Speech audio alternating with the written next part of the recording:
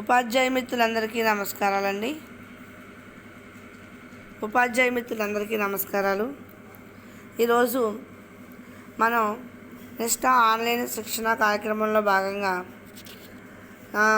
7వ మాడ్యూల్కి చేరుకున్నాం. 7వ మాడ్యూల్ పాఠశాల ఆధారిత మదింపు, దాని గురించి మనకి కార్యక్రమం జరుగుతున్నది. మరి ఇన్నాళ్ళు మనం నిరంతర సమగ్ర మూల్యాంకనం అనేది చేపట్టడం జరిగింది. అయితే పిల్లలకి మనం ఎవాల్యుయేషన్ అనేది, మూల్యాంకనం అనేది పరీక్షల ఆధారంగానే జరుగుతూ వస్తున్నది. అయితే నిరంతర సమగ్ర మూల్యాంకనం ఈ పిల్లల్ని ఏ విధంగా పరీక్షించాలన్న దాంట్లో కొత్త ఒరవడి సృష్టించింది. మరి దాన్ని మరింత ముందుకు తీసుకెళ్తూ వచ్చిందే పాఠశాల ఆధారిత మదింపు. మరి నిజంగా మాడ్యూల్ చూసినప్పుడు, అలాగే ఆన్లైన్ క్లాసు అంతా విన్నప్పుడు కూడా పిల్లల్ని ఈ విధంగా మనం మూల్యాంకనం చేస్తే చాలా మంచి ఫలితాలు వస్తాయని నాకు అనిపించింది. దాని ప్రకారం మనకి పోర్ట్ఫోలియో ఇవ్వడం జరిగింది. ఆ పోర్ట్ఫోలియో కనుక మనం చూసినట్లయితే, మీ రాష్ట్ర ప్రాథమిక స్థాయి గణితం లేదా భాషకు సంబంధించిన పాఠ్యపుస్తకంలోని పాఠం నేపథ్యం లేదా యూనిట్ను ఎంచుకోండి.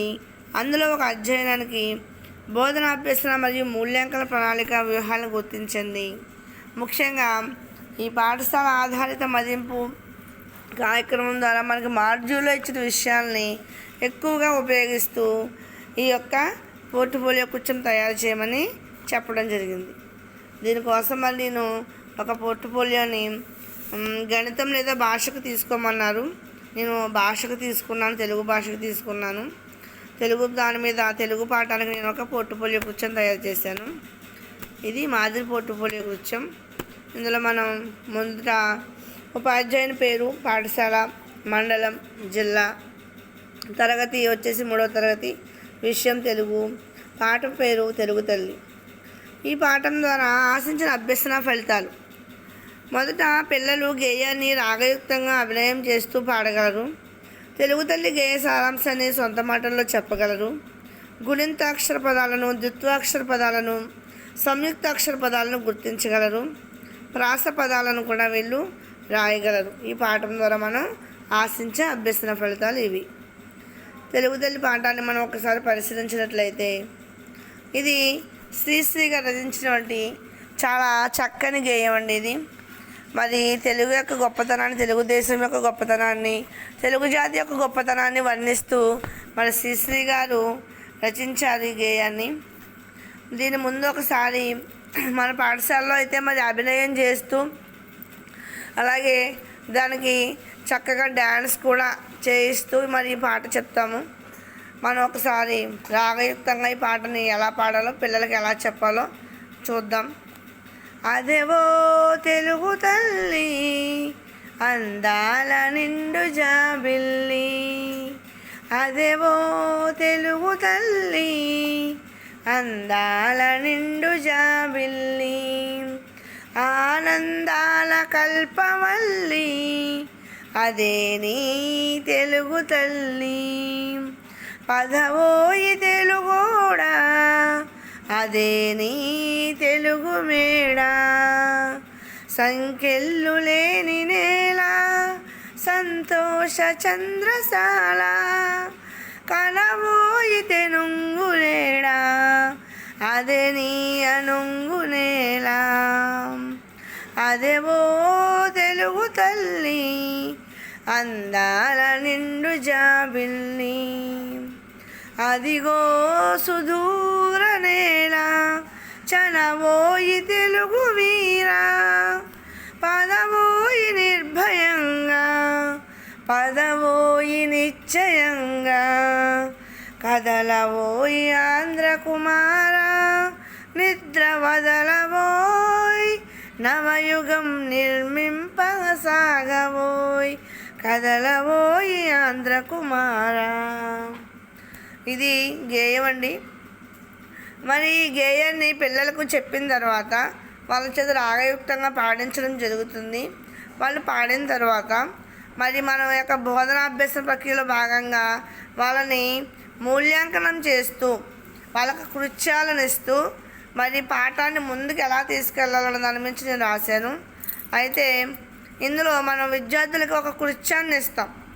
3rd క్లాస్ పిల్లలంటే వాళ్ళు 2nd క్లాస్ దాటి వస్తారు. వాళ్ళకి ఇంకా పదాలు రాయడమే వస్తుంది, ఎక్కువ సారాంశాన్ని రాయడం అలాంటివి చేయలేరు. వాళ్ళు ముందు పదాల దగ్గర నుంచి వాళ్ళని మోటివేషన్ చేయాలి.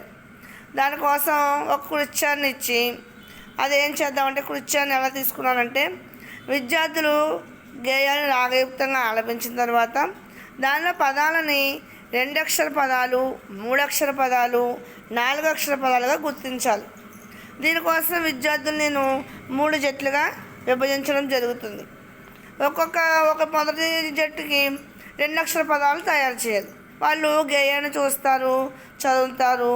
అందులో ఉన్న 2 అక్షర పదాలన్నింటినీ వాళ్ళు ఒక పేపర్ మీద రాస్తారు.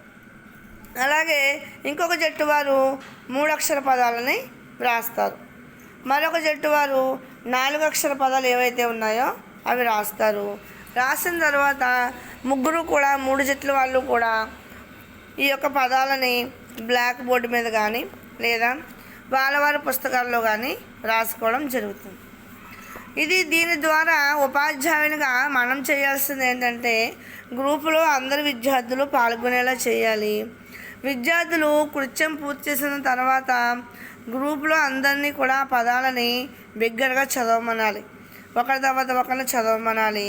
ఒకవేళ ఎవరైనా పిల్లలు 3rd క్లాస్ అంటే కొంచెం అక్షరాలు గుర్తుపట్టలేని వాళ్ళు కూడా ఉంటారు కొంతమంది. అటువంటి వాళ్ళని గుర్తించాలి. వాళ్ళు కూడా సహచర విద్యార్థుల చేత వాళ్ళకి ఆ పదాలు ఏంటి లేదా అక్షరాలు ఏంటి అన్న విషయాన్ని మనం చెప్పిస్తే వాళ్ళు సహ విద్యార్థులను కూడా నేర్చుకోవడం జరుగుతుంది. ఈ విధంగా చేయాలి. అలాగే ఈ యొక్క గేయం ఆధారంగా నేను మరొక కృత్యాన్ని కూడా నిర్వహించదలిచాను. అదే జట్టు కృత్యం. ఇది కూడా జట్టు కృత్యమే. ఇందులో ప్రాస పదాల గుర్తింపు.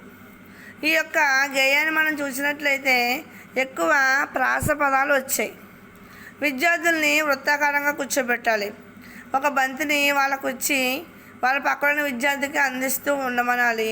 ఈలోపు మనం ఏదైనా మ్యూజిక్ కానీ లేదా విజిల్ కానీ ఉపాధ్యాయుడు మనం వేసిన తర్వాత బంతి ఎవరి చేతిలో ఉంటే వాళ్ళు లేచి గేయంలో ఉన్నటువంటి ప్రాస పదాలని ఒక 2 పదాలను వాళ్ళు చెప్పాలి. ఉదాహరణకి ఒక అబ్బాయి దగ్గర బంతి ఆగిందనుకుందాం. ఆ అబ్బాయి లేచి గేయంలో ఉన్న ప్రాస పదాలు ఏంటో చెప్పాలి. ఉదాహరణకి కల్పవల్లి జాబిల్లి అని ఒక అబ్బాయి చెప్తాడు. అలాగే ఇంకొక అమ్మాయి దగ్గర బంతి ఆగినప్పుడు ఆ అమ్మాయి లేచి నేల చంద్రసేల అలా ప్రాసపదాలని చెప్పించాలి. అలాగే మన యొక్క ప్రతిస్పందన ఎలా ఉండాలంటే, ఈ జట్టులో అందరు విద్యార్థులు పాల్గొనేలా చేయాలి. ఎవరైనా చెప్పలేకపోతే వారికి మనం తగిన సూచనలు ఇవ్వాలి. పాఠంలోనివే కాకుండా ఇంకా వాళ్ళకి తెలిసిన ప్రాసపదాలు ఉంటే కూడా చెప్పమని చెప్పవచ్చు. ఇక 3వ కృత్యం ఏం తీసుకున్నానంటే, వ్యక్తిగత కృత్యం తీసుకున్నాను. విద్యార్థులందరినీ వారి నోట్స్ తీసుకుని వారికి కొన్ని అక్షరాలను ఇవ్వడం జరిగింది. ఆ అక్షరాలతో మొదలయ్యే పదాలని కనీసం 5 పదాలని వ్రాయమనాలి. మనకి 2nd క్లాసులో ఉండగా విద్యార్థులు 1-2 తరగతుల్లో ఈ పదాలను బాగా అభ్యాసం చేస్తుంటారు.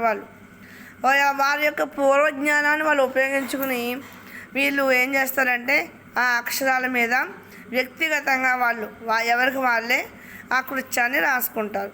తర్వాత ఎవరు ఎక్కువ పదాలు రాశారని చూసుకోవచ్చు, లేదా ఒకరి పదాలు ఒకరిని మార్చుకుని చూసుకోవచ్చు. అయితే వారు చేసిన పత్రాలని వారి సహచర విద్యార్థులచే మదింపు చేయించాలి. అంటే పక్కన ఉన్న విద్యార్థికి ఒకరికొకరు మార్చుకున్న తర్వాత ఆ పదాలు సరిగా రాశారా లేదా, కరెక్ట్గా రాశారా లేదా అన్నదాన్ని అలాగే సహచర విద్యార్థుల చేత గుర్తింపు చేయాలి. దాన్ని ఉపాధ్యాయులుగా మనం పర్యవేక్షించాలి. ఈ విధంగా బోధనాభ్యసన ప్రక్రియ కొనసాగుతూ ఉంటుంది. బోధనాభ్యసన ప్రక్రియ అయిపోయిన తర్వాత విద్యార్థులకి మూల్యాంకనం చేయాలి. మూల్యాంకనాన్ని కూడా మనం జట్టు కృత్యంగా చేయొచ్చు, వ్యక్తిగత కృత్యంగా చేయొచ్చు, అలాగే స్వీయ మదింపు కృత్యంగా చేయొచ్చు.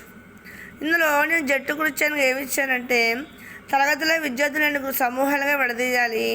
ఒక గ్రూపులో వారికి అచ్చులతో మొదలయ్యే పదాలు, మరొక గ్రూప్ వారికి హల్లులతో మొదలయ్యే పదాలు వ్రాయమని చెప్పాలి. సుమారు ఒక 10-15 పదాలు వాళ్ళని రాయమనాలి. అచ్చులతో మొదలయ్యే పదాలన్నీ ఒక గ్రూప్ వాళ్ళు రాస్తారు, చర్చించుకుంటారు వాళ్ళలో వాళ్ళు. అలాగే హల్లులతో మొదలయ్యే పదాలన్నింటినీ ఒక గ్రూప్ వారు రాస్తారు. వాళ్ళు రాసిన తర్వాత అవి నల్లబల్ల మీద నమోదు చేయించాలి. అలాగే వ్యక్తిగత కృత్యం లేదా జట్టు కృత్యంగా కూడా చేయించవచ్చు. దీన్ని తెలుగు తల్లి గేయాన్ని రాగయుక్తంగా పాడి హావభావాలతో అభినయించడం. ఇది జట్టు కృత్యంగానైనా చేయవచ్చు, లేదా ఎవరికి వాళ్ళు వ్యక్తిగతంగానైనా చేయవచ్చు. వారు ఆ కృత్యాన్ని ఇంటి దగ్గర ప్రాక్టీస్ చేయడం కానీ ఆ విధంగా చేయవచ్చు. అలాగే ఇక్కడ స్వీయ మదింపు కృత్యం కింద అది వాళ్ళ యొక్క చాయిస్ మాట. ఇది వాళ్ళకు వాళ్ళే మదింపు చేసుకుంటారు. ఇక్కడ ఒక గల్లు ఇచ్చాను, కొన్ని గళ్ళలో కొన్ని అక్షరాలు ఇచ్చాను నేను, కొన్ని గళ్ళు ఖాళీగా వదిలేసాను. ఇక్కడ పిల్లలు గళ్ళల్లో వాళ్ళకి నచ్చిన అక్షరాలు రాసుకుంటారు. నేనైతే ఆ, త, ఈ, క, జ, వ, ల, న ఈ అక్షరాలు ఇచ్చాను. వాళ్ళు ఇంకా రాసుకుంటారు. పా రాసుకోవచ్చు, డా రాసుకుంటారు, తా రాసుకుంటారు, ఇంకా బా రాసుకుంటారు. వాళ్ళ ఇష్టం ఏదైనా రాసుకోవచ్చు. రాసుకుని వాటితోటి వీళ్ళు పదాలు తయారు చేసుకోవాలి. ఒక సుమారు 10 పదాలన్నా వాళ్ళు రాసిన అక్షరాలతోటి చేసుకోవాలి. ఇది వాళ్ళకి వాళ్ళే పరీక్షించుకోవడం, వాళ్ళకి వాళ్ళే ఎన్ని మార్క్స్ వచ్చాయో వాళ్ళు చూసుకోవడం జరుగుతుంది. ఇది స్వీయ మదింపు కృత్యం. ఇది ఈ విధంగా నేను రాయడం జరిగింది. మరి ఉపాధ్యాయ మిత్రులు ఎంతకన్నా ఇంకా బెటర్గా కృత్యాలు అవి ఇచ్చుకుని మరి రాస్తారని ఆశిస్తున్నాను. ధన్యవాదాలు. ఇది యొక్క నా పోర్ట్ఫోలియోని చూసినందుకు మీ అందరికీ కూడా నా ధన్యవాదాలు.